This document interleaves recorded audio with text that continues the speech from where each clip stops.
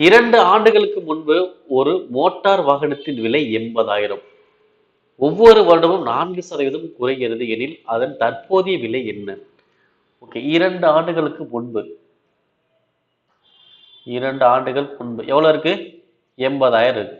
Okay, ஒவ்வொரு வருடம் எனக்கு என்ன ஆகுது? 4% குறையும். ஓகே, அப்ப 4% குறைப்போம். 80,000 4% வரும்? 1% 800. அப்ப 4% வரும்? 3200. ஸோ கழிச்சோம்னா 8 6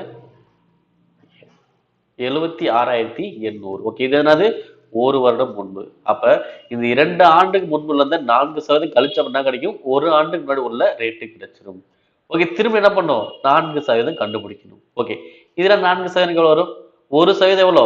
768. அப்ப 4% வரும்?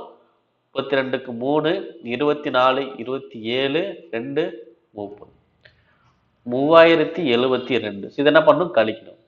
கழிச்ச எவ்வளோ வரும்? 0. அப்புறம் 10ல 2 போச்சுன்னா 8. அப்ப 9 இருக்கும்.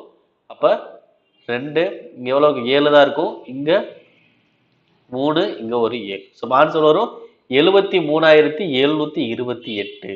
So answer option C.